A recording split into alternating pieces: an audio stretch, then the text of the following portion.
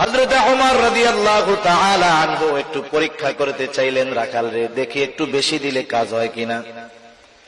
রাখাল রে এবার ওমর রাদিয়াল্লাহু তাআলা আনহু বলতেছে, ও রাখাল, আমি তোমার কাছে একটা প্রস্তাব দেই, তুমি একটা কাজ করো, একটা দুধওয়ালা ছাগি আমাদেরকে দিয়ে দাও, বিনিময়ে আমরা তোমাকে তার মূল্য দিয়ে দিব।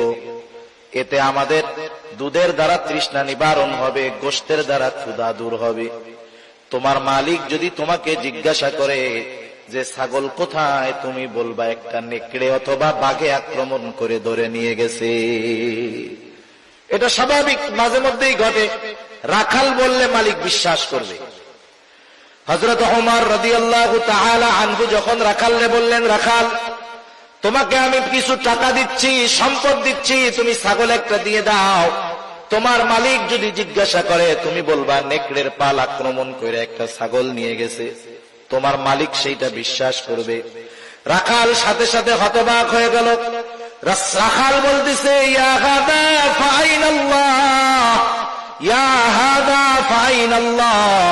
রাখাল বলতেছে, হে আগন্তুক, তুমি কি বলো? আল্লাহ কোথায়, আল্লাহ কোথায়, আল্লাহ কোথায়? তুমি কেমন কথা বলতেছো? তার মানে রাখাল বলতেছে, এ আগন্তুক মুসাফির, তুমি আমাকে কি কথা বলতেছো? হয়তো আমার মালিক আমার কথা বিশ্বাস করবে, মালিককে হয়তো আমি ফাঁকি দিতে পারবো, কিন্তু আমার আল্লাহকে তো ফাঁকি দেওয়া সম্ভব নয়। ইয়া আইয়ুহাল্লাযীনা আমানুত্তাকুল্লাহ হাক্কা তুকাতিহি ওয়া লা তামুতুন্না ইল্লা ওয়া আনতুম মুসলিমুন।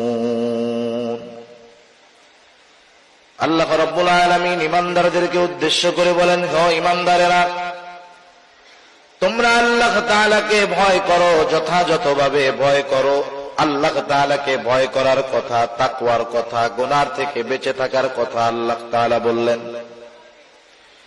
এখন যদি আমরা আল্লাহ তাআলাকে প্রশ্ন করি, আয় আল্লাহ, আপনি যে আমাদেরকে মুত্তাকি হতে বললেন, তাকওয়া অর্জন করতে বললেন, আমরা কিভাবে তাকওয়া অর্জন করব? কারণ কোরআনুল কারীমের মধ্যে আল্লাহ তাআলা যেটা আদেশ করেন সেটা বাস্তবায়নের পদ্ধতিও আল্লাহ তাআলা বলে দেন। যেমন কোরআনুল কারীমের মধ্যে নামাজের কথা আছে, নামাজ কিভাবে বাস্তবায়ন করতে হবে, কিভাবে পড়তে হবে, আল্লাহ তাআলা এটাও আমাদেরকে জানায়া দিয়েছেন। যেমন কোরআনুল কারীমে আল্লাহ তাআলা 82 জায়গায় নামাজের কথা বললেন। এখন যদি আমরা প্রশ্ন করি নামাজ আমরা কিভাবে পড়ব, আল্লাহ তাআলা আমাদেরকে ইঙ্গিত দিয়ে দিয়েছেন, সূত্র দিয়ে দিয়েছেন। আমি আদেশ করেছি নামাজের, এই নামাজটা শিখতে হবে মুহাম্মদুর রাসূলুল্লাহ সাল্লাল্লাহু আলাইহি ওয়াসাল্লামের থেকে। এজন্যই আল্লাহ রাব্বুল আলামিন কোরআনুল কারীমের মধ্যে বলেন, কুল আতিউল্লাহ ওয়া আতিউর রাসূল। আল্লাহ রাব্বুল আলামিন বলেন, তোমরা আল্লাহর আনুগত্য করো, তার রাসূলের আনুগত্য করো।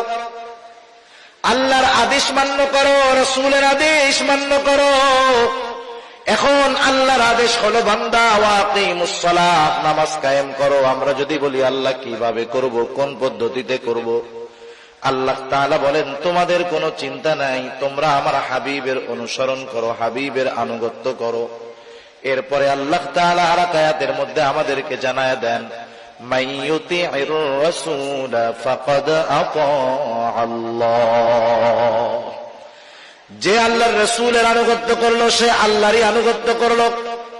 আর রাসূলুল্লাহ সাল্লাল্লাহু আলাইহি ওয়াসাল্লাম বললেন, নামাজের আদেশ আল্লাহ তাআলা কোরআনে করেছে। আর আল্লাহর নবী বললেন, সাল্লু কামা রাআইতুমুনি উসাল্লি, তোমরা নামাজ ওইভাবে পড়ো যেভাবে তোমরা আমাকে নামাজ পড়তে দেখো।